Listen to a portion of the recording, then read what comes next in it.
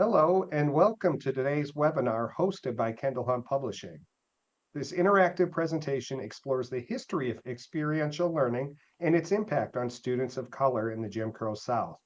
It highlights Booker T. Washington's enduring vision and its relevance today, showing how hands-on learning especially benefits students of color. Today's expert presenter is Dr. Antonio Boyd from Northeastern University. During his presentation, please use the Q&A and chat functions to ask your questions. I'll then collect them and read them aloud to Dr. Boyd at the end. As a reminder, today's webinar is being recorded and you'll be sent a copy in the coming days. At this time, I'm thrilled to introduce our presenter, Dr. Antonio Boyd. Antonio, how are you? I'm doing good, Brian. How you doing, bro? Great. You look and sound great. Thanks for Good, doing good. this. You're in Iowa, right? Des Moines, Dubuque. Okay, Dubuque. I'm in actually a place called Irmo, South Carolina. It's a suburb of Columbia. The weather here today is a sparkling 87 degrees. So I'm excited. I'll see what we have, 29 people. Well, I want to welcome everyone to this webinar. I'm excited that the Kendall Hunt Publishing Company, as well as their HBCU division, has decided to host a webinar about the book, the Booker T. Blueprint, Experiential Learning in the Jim Crow South. I'm also excited to see so many people from across the country who have decided to join us today. And I just wanted to shout out a few folks, my university and college colleagues from my home base, Northeastern University. Thank you. So many colleagues are joining today. Also, we have Morehouse College, Elizabeth City State University, Johnson C. Smith University, Clark Atlanta, Delaware State, Fort Valley State University, Xavier University. I have a few friends from the University of South Carolina, Northwest Vista College, City College of Chicago, and Specific Lutheran University. I want to thank all my university colleagues for joining on. Also, my colleagues from HBCUs, thank you so much for being a part of this. We also have several colleagues from K-12 school district and K-12 leaders, ed tech companies, community leaders, and several nonprofits, and also the three Fs, my family, fraternity brothers, and friends. I'm glad we're able to open this up to the general community, as well as my AI team that I'm working with. Thank you so much, Danny and Dave and Jenny, Ian and Mary Ellen, for joining the webinar. So I just want to thank you so much, everyone, for joining. And then I think we should, Ryan, you need to give me access so that I can show I'm this sorry. information to this crowd.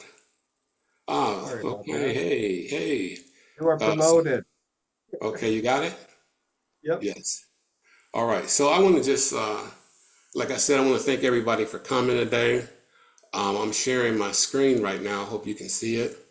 And I just want to get right into this because we only have a limited amount of time. And I know that many of you, this is your lunch hour. So let's just get right into our talk, if you don't mind. I'm going to turn off my video just so we can get into this. So the Booker T Blueprint is a book how this book came about is I got an email from Linnell, who I'll show you a picture of her. And she asked me, Dr. Boyd, we would love to see if you had an idea for a book. And actually I did have an idea because I had won an award for equity and access work, and a publishing company offered me a book deal.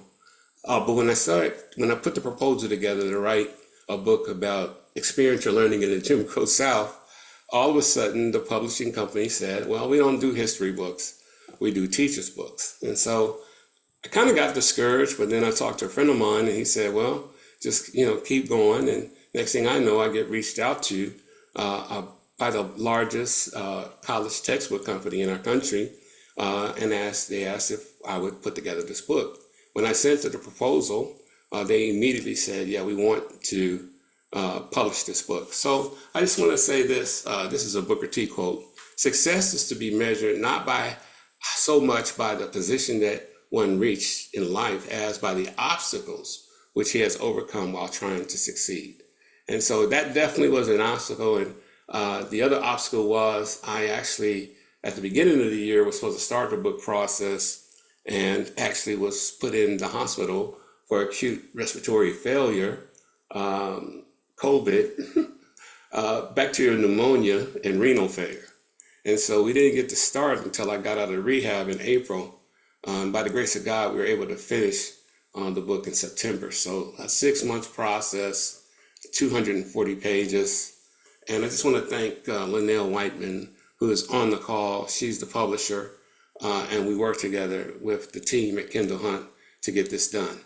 The other people I want to thank, and I just saw Dr. Ra, they're giving me a shout out in the chat, are my Northeastern colleagues who have been influential in my life. This lady right here, I think she's on the call today, that's Dr. Chilters McKee. Not only is she assistant dean at Northeastern, but she was my dissertation chair. This handsome, strapping gentleman right here is Dr. Rashid Mosley. We call him Dr. Ra. A phenomenal scholar as well as community leader in DC working for independent sector. This is lady down at the bottom that hired me, Dr. Sarah Elwell. She's also dean. And then this gentleman to the right is my mentor in experiential learning and also my colleague in projects that we're working on in AI literacy and in AI experience for students, Dr. Chris Unger. So I want to thank these folks for just building me. Oh, I forgot one person. Let me go back. Anyway, I want to thank these folks for building me up and helping me in my process. And then up here at top at the right is our dean of the Graduate School of Education at Northeastern, Dr. Corliss Thompson, who is an influential professor when I was as a graduate student. So in our time together today, I want to look at start with the hailing the ancestors, and then I want to talk about my experiential learning journey, context for today's discussion. We're going to look at the book, brag on some students who are working in this space, and then we're going to answer any questions that you have. So I'm going to start with my family because for me, this is where this journey started. My grandfather, here to the left, Ralph Rufus Boyd, was a Pullman porter in the Jim Crow South. And why that's important in context is because when I did a history of my family and noticed that a lot of my ancestors were in Jim Crow, I realized that they could only, as I heard the stories, they could only have certain professions that they could be in because of the post-Reconstruction racial tension that was going on at the time. So one of the best jobs you could have actually is a Pullman porter. But what that job is, if you ever watched any of the videos, it's basically serving as butlers on the train. And these gentlemen work grueling hours for minimum wages and actually most of the time got treated pretty bad. This beautiful lady on the right represents the other great profession in Jim Crow, which is the teachers. The teaching profession was a profession you could go in. And my grandmother, S.E. Mae West, was a French teacher in Jim Crow, if you could believe that. I also have 4 aunts that were teachers in Jim Crow. And then Geneva Williams, which is we call her Granny, she was in a profession called the help. And the help, if you don't understand what that is there's a movie about it, but it's African-American women who served in servitude positions in the homes of white folk.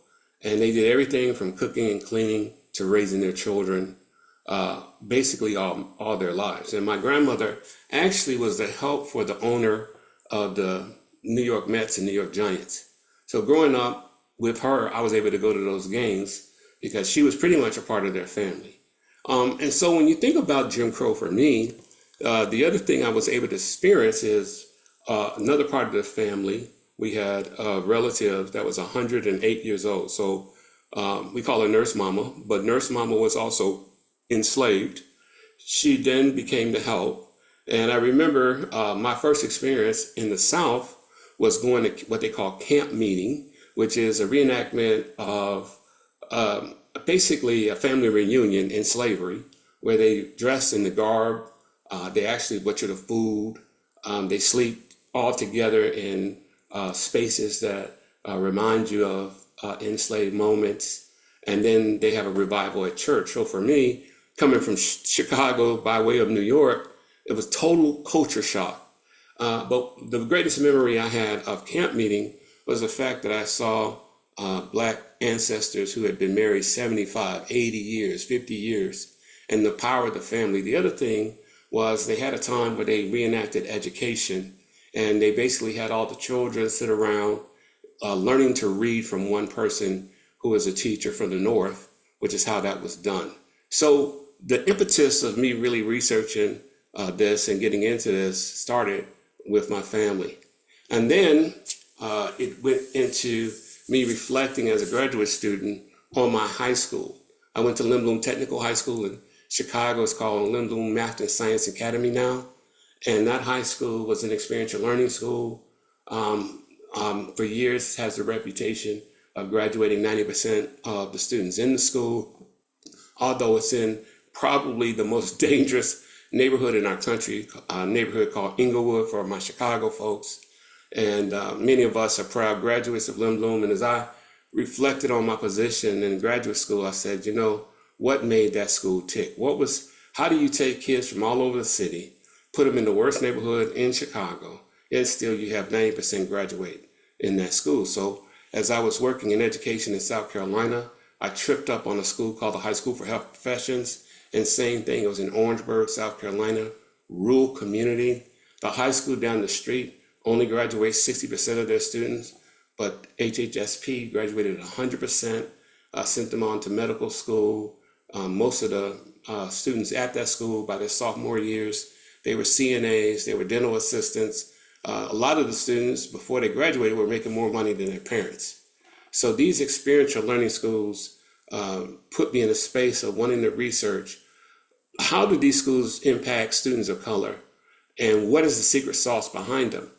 And so I studied an after-school program that did the same thing, recruited students from all over the city, all socioeconomic backgrounds. And what I discovered is students of color learn better through experiential learning than through just sitting in a classroom. With that said, then it took me to the idea of, okay, you know, so if that's the case, then how do we find, build, replicate those schools and spread them broad and wide so that we can have a better outcome for our students? And in the beginning of the book, I talk about this idea of, at the core of the uncertainty, there's a persistent inquiry. Can the South preserve the American dream for Black and brown children to advance and achieve more success than their parents? And why that's important, as you see our friend in Jim Crow, is because the state that I live in was a place where 60% of the enslaved folks from Africa came through that state. After Reconstruction, our population was 60% African American. Our post-Reconstruction South Carolina saw our legislature be mainly African Americans.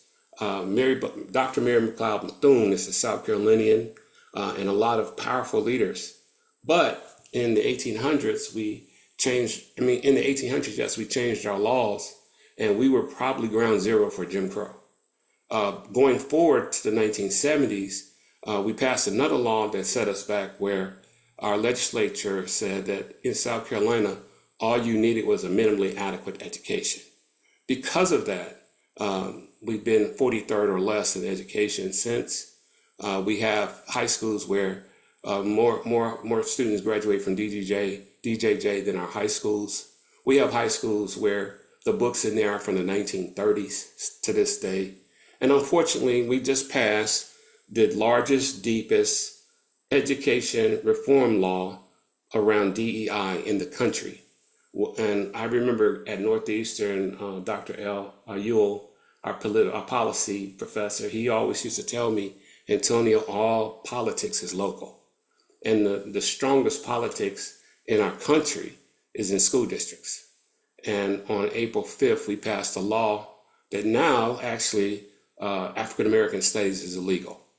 The other thing is that you can't teach a lot of the stuff that we're going to be talking about today. It's unfortunate. It It permeates every aspect of our lives. And when I talk to my folks in public policy, they say the reason it passed is because they just don't have the votes. And so I sit in basically the Jim Crow era right now in South Carolina. So let's talk context today. Let's talk about what we're really talking about. You see two pictures in front of you. One is The Wizard of Oz, a movie made by Julie Garland in 1939. This is the start of her great career. Julie went on to be a famous award-winning actress. This is foundational if you're like me. I know there's some young folks on this call, but anybody my age, we watched it every year. The Oompa Loompas, Dorothy going down the yellow brick road. I mean, this movie is magic, right? It was our first time to really see, all the effects. The movie to the left is called Everybody Sings. This was Julie's first movie in 1938. It was her first opportunity to do a major feature film. And she sings a song, and the name of the song in the movie is called the Black National Anthem. This is the typical way that folks got entertained in the Jim Crow era. When they wanted to show entertainers, especially of color, whether they were white folk or black folks, they made them wear the blackface, which is charcoal, put all over their body, and then they accentuated the lips with white paint, and then as you see, her hair is totally different. And the reason they did this was because they wanted to portray African-American people as 3/5 of a human. And so from a perspective standpoint, we're 85 days in with our new president, and we're feeling, or at least the people I'm surveying, are feeling all kinds of ways, and it's very appropriate. But if we go back in history, and we go back to the Jim Crow era, what was going on there was just crazy. I mean, we think crazy, but what was going on there was crazy. Separate bathrooms, reading was illegal, 3/5 of a person, lynchings. And I thought about this the other day in doing research, is that there were 9 presidents in the Jim Crow era, and some 2-term presidents, and all of them had, specklings of the Jim Crow laws, and some of them were majorly responsible. So when you put it in perspective, what Booker T and our leaders were going through there was, enormously challenging, and yet and still they figured out a way to build universities and schools and a system to lift up the people. So let's get into this. At Northeastern, we spend a lot of time talking about experiential learning. We believe strongly that students learn better through experience. We have all of our students involved in co-ops in 148 countries around the world. We spend a lot of time teaching it through master's, undergrad, and graduate programs. And when we got to Northeastern, they teach some fundamental leaders in experiential learning. This gentleman named John Dewey here is like the father of it. And he says education is not preparation for life, but education is life itself. Albert Einstein said, talked about learning by doing. And so the whole idea of experiential learning is broadly implemented at the university. And so in the first chapter, I just kind of lay a foundation of what is experiential learning, what's its history. I go from John Dewey to David Cobb, and I also talk about the Cobb learning cycle. The way to summarize this is experiential learning, folks say, all learning is relearning. When you go into a book and then you read something, but then you go in a lab and actually put it in play, you're relearning through experience. And so as that is the context, I start the book off like that. What I go do next is this idea of, okay, I get that and I appreciate that. And one of the things I asked, even when I was a doctoral student, is I said, I'm studying experiential learning in the Black context with students of color. As I'm doing research, finding out, what is everybody saying about this? There's not a lot of research out there, by the way. I'm not finding a lot of scholars that are looking at this. And then I'm bumping up against this man His name is Booker T. Washington. And I'm wondering, here's a man who totally believed in experiential learning in the Jim Crow South, who studied it at Hampton and implemented it at Tuskegee and did develop 5,000 K-12 schools. Where is he in the history books? And of course, there's no answer to that. And so, this idea of revisionist history kind of got popular in the culture. And so I said, well, this is revisionist history as well. Why is Booker T left out? When we talk about Dewey to Cobb, Booker T should be right in there. Unfortunately, there's 4 Europeans that are talked about, Lewin and all these other guys.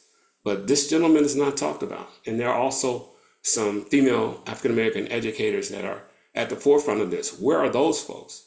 And so I said, I'm going to actually add that to the book just because it needs to be added to our history. And so I talk about the learning objectives of just discussing who this man was, what he did, and asking the question why he was left out. And then I introduce his book, which is widely known, called Up From Slavery, which discusses his whole life and how he got into experiential learning. So that's chapter 2. Booker T said this in a speech that he gave in Atlanta. He said, no race can prosper until it learns that there is much dignity in tilling a field as writing a poem. And his position was to lift his people up. He needed to teach them the trades and industry so that they could get jobs. It doesn't matter if you have knowledge, but if you don't have knowledge that can actually provide for your family, then what are you doing? And I think that applies to today. So that's where I start. And then I felt very compelled to look further, because if you read Up From Slavery, Booker talks about his early childhood and being enslaved and then being set free. And then he really puts in play this idea that African-American people, before the Middle Passage, had a strong propensity to be educated. And, when you think about our families now, I know in my family, education is central to the youngest person in my family whose birthday is today to the oldest. It's essential. And so I wanted to look into that. So we went back to Africa and looked at, what was going on there. And that's what this chapter is about. And I found, no surprise, project-based learning, experiential learning, then go through the Middle Passage and what was going on at that time. And then found that there were artifacts that showed everything from baskets to banjos to, ironwork to carpentry, all kinds of physical skills that were Africa-based, that were brought over to the United States and basically created the industrial enterprise to build this country. Those skills, that ability was there, not only before, during the middle, and then after. Even the ability to build the ships that brought our folks over here. So, that was a powerful revelation in regards to this work. And I wanted to do a chapter on it just to make sure we're absolutely clear what was going on. And then I spent a lot of time looking at Hampton and Tuskegee, basically the universities that shaped Booker's vision. When you think about experiential learning, and this is a powerful picture, you have to go to Hampton University. There's a general that basically started Hampton. He had a vision to train, what we would call at that time the Negro, and built a university that basically was experiential. This is a Hampton engineering class and history class. And I want you to pay specific to this picture. Here you have, several young men in the military, and the gentleman who's teaching this history and engineering is teaching from the pyramids of Africa. And he's teaching not only African-American history, but he's teaching engineering from a perspective of Africa. Very powerful opportunity for these students to learn not only their history, but learn it based on their people. And, you know, as we all know, as we're so proud of our historically Black colleges and universities, we know that not only that was done in the 1800s, but it's done today. So I talk about, you know, in this chapter, Hampton and Booker's foundation. I talk about the fact that he was working after he was a freed slave in West Virginia. His mom moved them from Virginia to West Virginia, and he would work in the coal mines during the day. And then at night, he would, actually all of the students would get, they would bring down teachers from New York, and they would pay them by giving them room and board. And they would teach the students after they got off work how to read and write. And these teachers would get room and board and food as their payment, which is a powerful revelation when you talk about African-American educational history, because, you know, most of us may not have known that basically they brought in teachers to teach homeschool free slaves, okay? And what was powerful about that to me and made it emotional for me is because anytime you spend time with Granny, which I spent a lot of time with mine, and she talked about her education, she said, well, I only have a 4th grade education. I only know how to read. She used to tell me that all the time. And what had me choked up was when I read in researching this is that basically the elders hired this teacher, and they did it for the kids. But then they told them, as part of your teaching on Saturday, you need to teach me how to read the Bible, because when I go to church on Sunday, I want to participate. And what that did for me personally was that they had always had a love for kids. You know, sometimes the misnomer is that African-American folks don't love their kids in regards to education. But the other thing is they always had a love for God, because they said, I just want to read my Bible. Teach me how to read. And so Booker was trained in those two things. And then what happened is he heard his coworkers over talking about Hampton and how they were going to go to Hampton. And he was like, okay, I'm going to go get a college degree now too.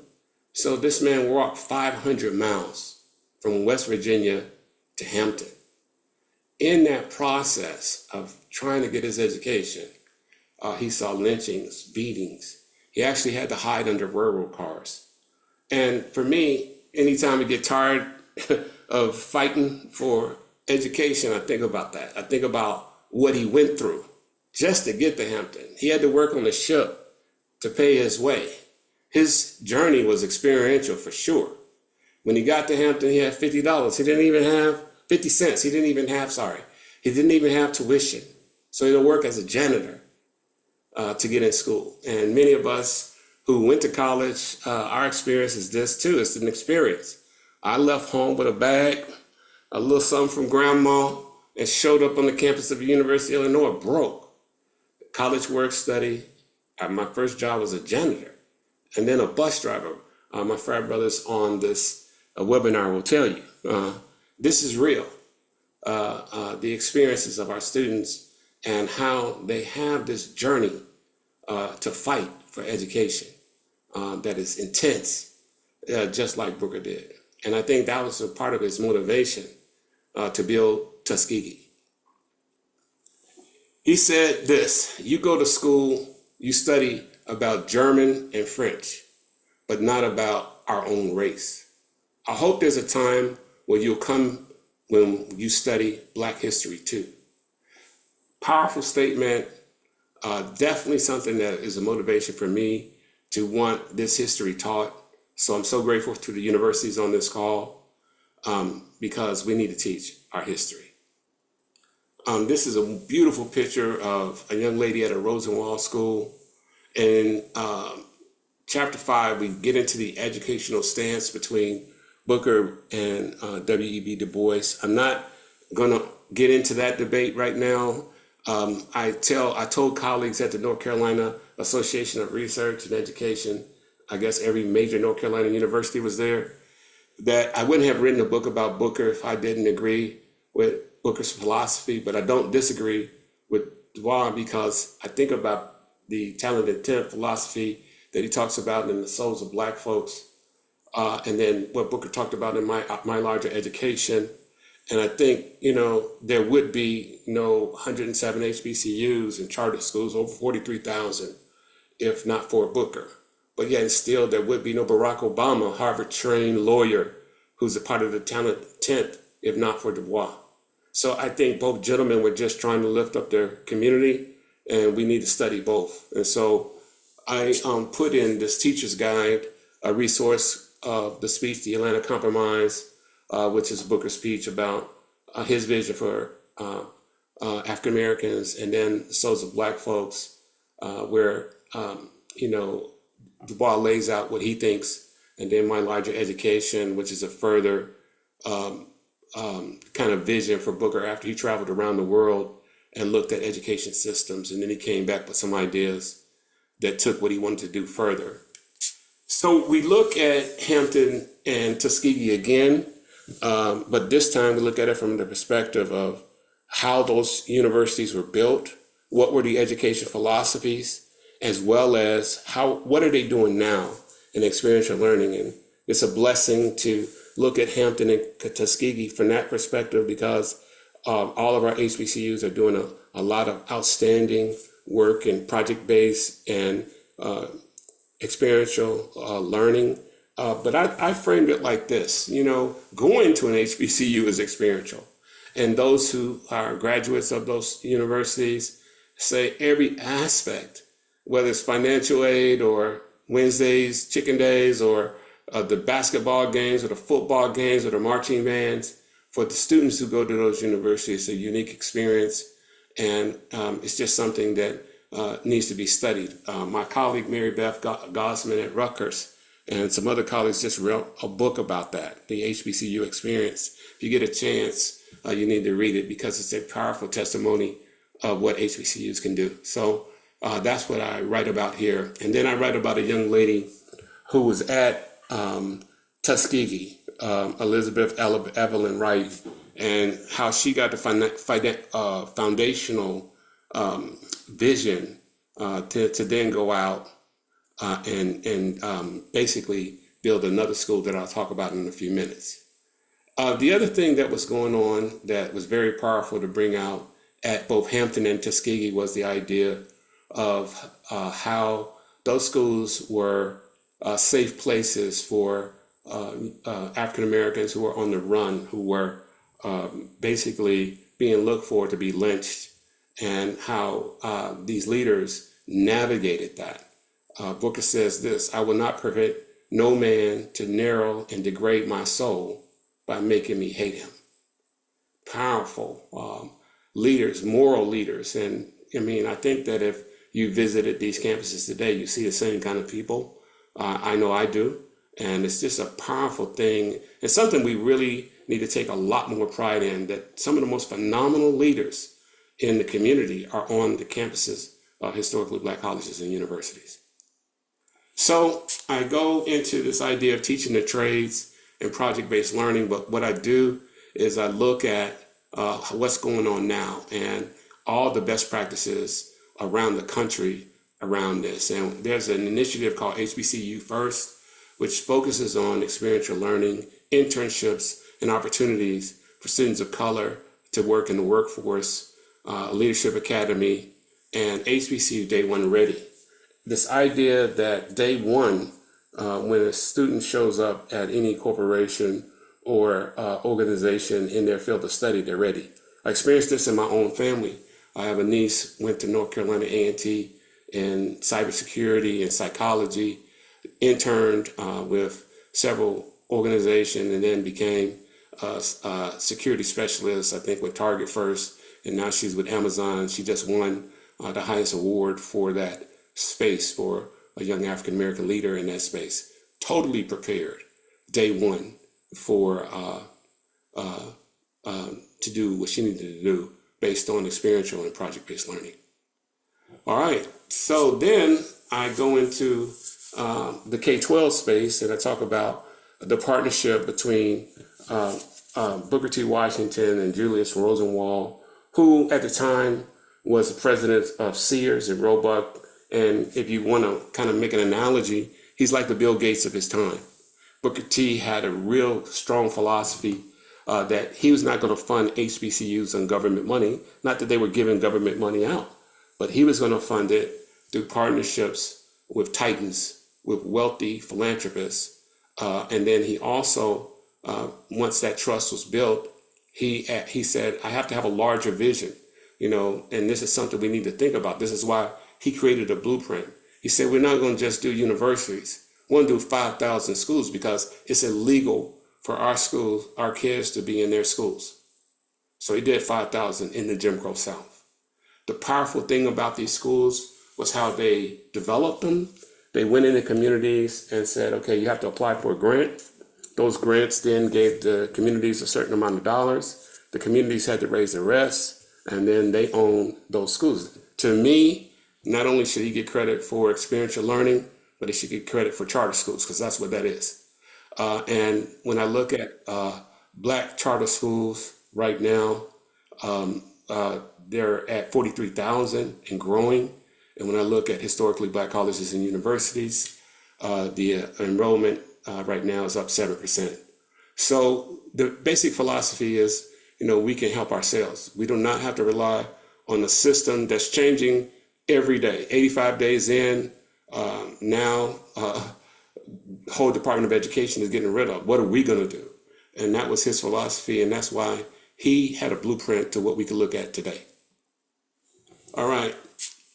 Booker T would say right now in our community, and if he was on the media, he would say, you know what? A lie doesn't become the truth. Wrong doesn't become right.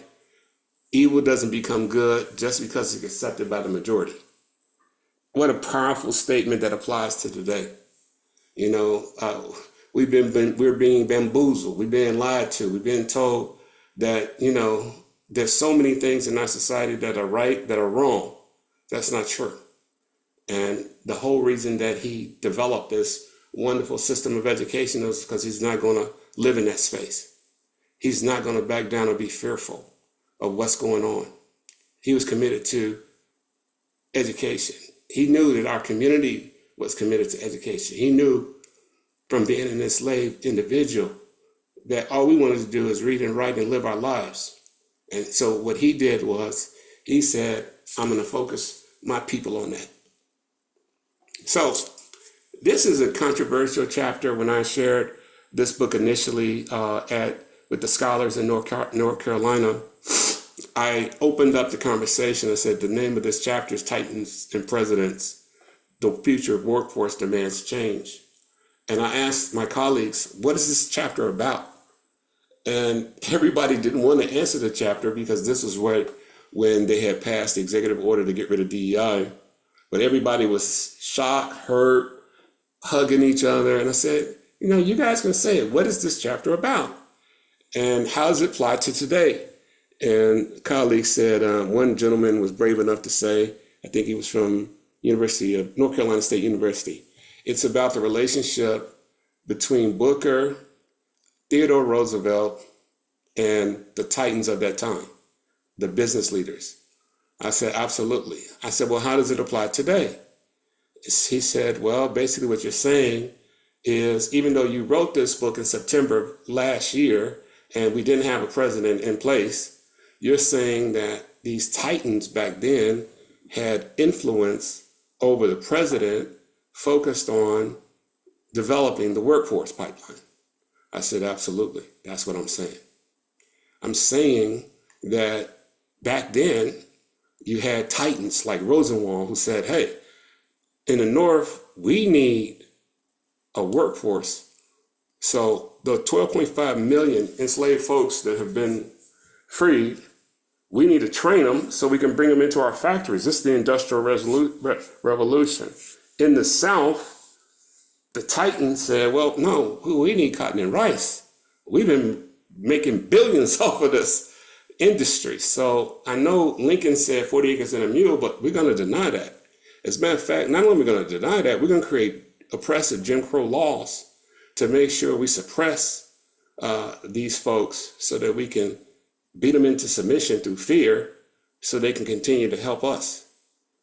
And I said, well, what does that sound like? Is there a correlation? And everybody was like, man, this is an aha moment.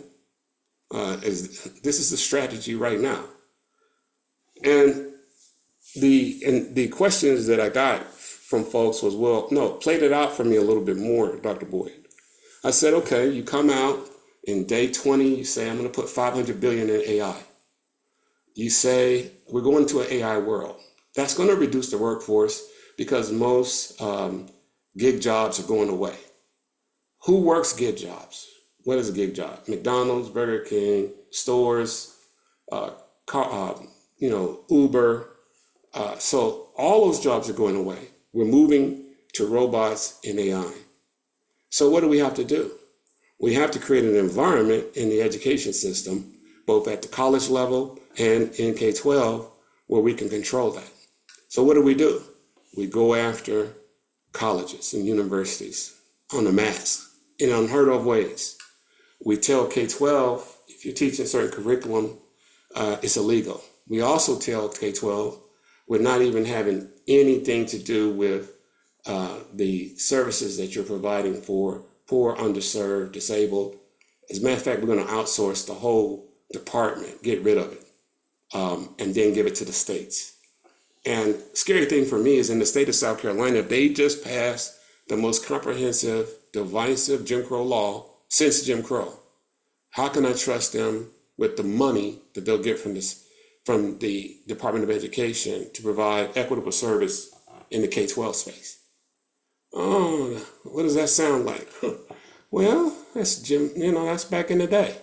Now, the good news is, even though that was going on, Booker T partnered with the Titans. He went around the government and built a university and 5,000 schools. Maybe a blueprint for what we could do today. He said this. Oh, let me just share this. A fun fact. Booker T. Washington was also the first African American to be invited to the White House to dine with the president, Teddy Roosevelt, at the time. He also was the first African American to be invited to London to dine with the Queen and be a part of her women's conference. But when Teddy Roosevelt met him, he said this about him. He said, it reminds me of Micah 6, verse 8 in the Bible. He sees that justice is done. He lets mercy be his first concern, and he humbly walks with his God. When I found that out, I thought that was very powerful. So I looked into it a little bit more. His daughter talks about how he every day led them in both prayer and study of Bible, and that the foundation of his work, just like Dr. King, was the moral foundation that led him to do what he did, because of course he faced a ton of persecution and all kinds of issues. So he said this, he said, great men cultivate love and only little men cherish the spirit of hatred. Assistance is given to the weak, makes the one who gives it strong. Oppression of the unfortunate makes one weak. I wonder what he would have to say to our politicians today as they go about this business that they're doing. 85 days worth so far. Tremendous movement. And so the whole reason I wrote this book is so that we could wake up and see what's going on and then create a response to it. So I want to talk about some of the powerful women in this space. So in chapter 10, I talk about several historically Black colleges and universities, their impact on STEM, and how they're training up our students in experiential learning. And I feature this lady as Evelyn, they call her EEW at Voorhees College, but she went to Tuskegee, and then at 23 years old, this prominent African-American female educator developed Voorhees. And I just talk in this chapter about strong women in education and some of our phenomenal leaders in that space. And so, of course, we can't talk about that without talking about Dr. Mary McLeod Bethune, who founded Daytona Literacy and Industrial Institute for Girls in 1904, which became Bethune-Cookman College in 1923. And so powerful educator, activist, leader, and we need to highlight that. Also talked about my colleagues and what they're doing in South Carolina, Dr. Rosalind Clark-Artis at Benedict College, Dr. DeJuan Warnock, member of Kappa Alpha Psi Fraternity Incorporated. Side note, Dr. Angela Peters, my mentor, friend, leader, phenomenal leader at Voorhees, who's the provost. She was the vice president of research when I was a doctoral student at Claflin.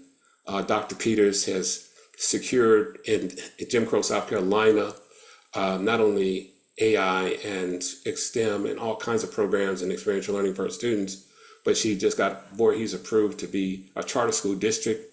So she will, in rural South Carolina and Denmark, she not only will be developing a university, but she will be developing schools. Who does that sound like? So I definitely had to highlight her.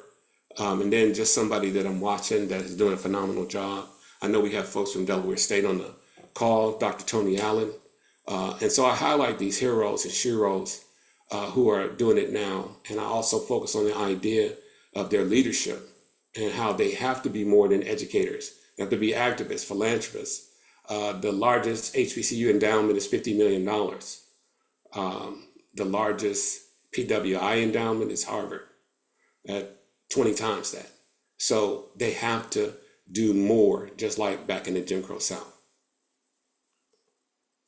So then we look at finally just the way forward. What are we going to do? We got a lot of stuff approved. We got a lot of these pictures approved. This is one of the most phenomenal pictures in African American history. This bus station in Durham, South Carolina, with the colored waiting room and our brother here kind of looking down. We forget this, we don't teach this. Our young people may not even know nothing about this, or this is the old stuff back in the old day. Now they're living in it today. So I just talk about the way forward and ask the key questions. What are we going to do? What is the call to action for highly skill-based students? And how do we create students who are day one ready for jobs of the 21st century? So I highlight my friend and colleague at Wells Fargo. He has Wells Fargo sponsored a seminar called Beyond College Workshops, where they're going to all of our historically Black colleges and universities and our high schools and training our young people on everything from finance to what do you do once you graduate to every aspect of life. This is a tight move, meaning that these are corporations and business leaders and outside of the government type situations that could really help our young people. So once again, just going back to Booker, his focus was jobs and justice. He said, you can learn Greek and philosophy and poetry, but if you can't get a job, it don't matter. He taught his students to not only build bricks, but they built 10 buildings on the campus to learn trade. And when they walked off campus, they could do for themselves. And I think that has to be the crown for all of our young people, K through 12, as well as our higher ed. So we just look at some models of that in the urban setting and in the rural setting in chapter 12. We highlight some of the great programs. It's all about lifting our people up. And we also talk about, or I didn't add it in the book, but I talk about what I'm focused on, which is AI literacy and AI learning experience. So I just want to highlight a couple colleagues who are STEM and AI pioneers and folks that you need to watch. I'm always and have been for a long time watching what Calvin Mackey's doing in New Orleans. His story is simple. He wanted to start a charter school post-Katrina, and that's where I met him, when basically their schools in New Orleans were destroyed. He was turned down by the state of Louisiana. So he decided, okay, I'm going to start a nonprofit, and I'm going to engage thousands of young people in STEM. He called it STEM NOLA. And this man has reached hundreds of thousands of kids. Graduate of Morehouse College, doctorate degree from Georgia Tech. He's a beast. Then Dr. Mashana Morris at Morehouse, all of my Morehouse people stand up.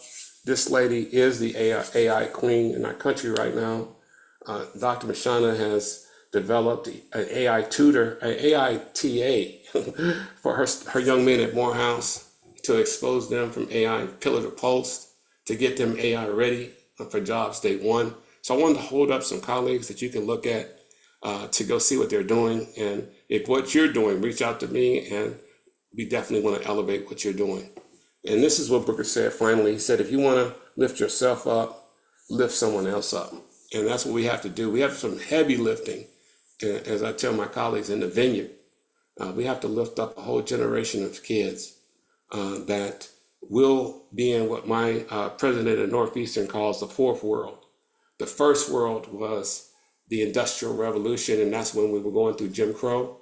The second world was the technology revolution, which we lived through when I was going through school. These young people now are going through the digital. You know, everything is TikTok and social media. But my grandson that I had at the beginning of this presentation, his kids will be going through the AI revolution, which has already been announced. The gun has already started. Our colleagues in Japan and China are already at it. And as Calvin Mackey says, while we dropping like it's hot and Kendrick Lamar, they staying up all night learning how to do AI and don't care. They're coming over here to get our jobs for our young people, and we got to do something about that. I want to go back to something as I close. I want to go back to my grandson. I had this picture up here. Oh, there he is. Come on, baby. Okay. Sorry, guys. Here he is. This is Jace Antonio Boyd. He was born, he's 8 years old now, so that's his baby picture. But as I spend time with Jace is an AI genius. This young man has shown me total cities that he's developed on Minecraft with an avatar, communities, rooms. He's like an AI architect. He knows so much about it. He teaches me all the time. If I put him on a video game at 8 years old, he can do it faster than I could ever do it. So it's not a matter of can our young people do it. It's a matter of if we give them the literacy and the experience. Because what we learned in COVID, I worked with 200 school districts. It wasn't that we couldn't adjust to doing stuff online and blended. It was our learning experience wasn't great. And it was our community wasn't as literate. So even though little Johnny may know how to use a Chromebook, grandma, when he came home, didn't know how to use it. So what we did, major projects, was teach grandma how to use it so that when little Johnny came home, she could help him. And so that's what we have to do now in the space of AI. So I'm going to close out with two students at Northeastern that I've had the pleasure of working with that are working on this. You know, we need to look to the future, to scholars who will help us get through. Eugene Burns is working on developing global leaders. His position are not enough of our students, or at least when he was a global leader at Delta, he didn't see a lot of people in global positions like him. So his research is about how do we get more Black and brown students in global internships, global co-ops, global companies. And he's working with the Divine Nine to start programs to help with that. Since we have so many of those folks working on leadership, let's work on global leadership. And he's pretty staunch about it. Rachel Adrigo is a wonderful education leader in the Northeast who is in some deep research about empowering a child's three selves. And what Rachel says is, you know, little Johnny comes to school as his first self. When he goes on the internet, that's his digital self, meaning he has a whole nother human being that's in the digital space. And many researchers say it's very harmful for kids to be in the digital space. Well, her position is, what happens when little Johnny's in the AI space? When he's not even himself, when he's an avatar. So these scholars are looking at the future, and I'm so proud of them and what they're doing. Thank you. That's all I got to say. I think I did it in a good enough time. I just want to let you know we created for all of our university and college folks student auto quizzes. We created more resources in every chapter where we give you links to all kinds of information. And I'll leave you with this. Let our history empower our future. We need to look to the past. How did we get through? We've overcome slavery, enslavement. We've overcome Jim Crow. We've overcome civil rights. How do we overcome this time? It's time for us to stand up, act, and do something. All right, here's the QR code for the book. If you need to get in touch with me, info@antonioboyd.net. If you want a book or a code or whatever you want, a deal, you need to get in touch with Linnell Wyman at Kendall Hunt. And I think that's it. Oh, I have another book coming out on leadership in the fall. It's called Follow Then Lead. It's about leadership, and it's basically premised that great leaders follow before they lead. So thank you for your time. I think we can take some questions. Absolutely. Great job. And adorable grandson, too, by the way, Antonio. Yeah, Love that picture. thank you, man. Appreciate that. If you could be in charge of the Department of Education for one day, what changes would you implement? So the whole reason, I'm gonna answer it this way. One of the reasons why our current president and leadership wants to get rid of the department, my K-12 folks may disagree, is the speed that the Department of Education works at on the critical issues of moving our students forward. The data shows that most K-12 students lost 5 years in COVID, what we call learning loss. And they blame that squarely on the Department of Education. To go deeper, President Biden appropriated billions of dollars to try to deal and bump against COVID. And by the time COVID was over, 80% of that money was still down in schools, districts. So our Republican colleagues said, hey, what the heck are we doing? And so if we're going to reinvent it, or if we're going to keep moving it forward, the special services the Department of Education provides are essential. But the speed in which we get to the real deal, how does little Johnny get a job, has to change. Great answer. Great. Maybe they can implement AI to speed things up too. I think that's what they're thinking. How important is history in terms of perspective? It's absolutely important, and it's absolutely important. I was in a conversation with a group of Republican friends in South Carolina about this book, and a gentleman from one of the most conservative Christian colleges in South Carolina said to me, okay, they told me DEI was bad, so I thought it was bad. But Dr. Boyd, when I hear the history of how enslaved African-American man had to walk 500 miles to go to school. When he got to school, he had to avoid lynchings. He had to hide under railroad cars. I have an out perspective of why we needed DEI. I was like blown away, but that's an honest answer, right? Hello?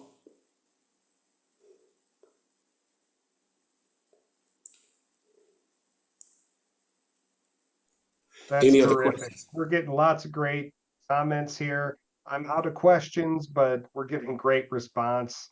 Some people have already bought the book. So here's one that just came in. Um, do you have any advice on how to build or deepen the mentor-mentee relationships?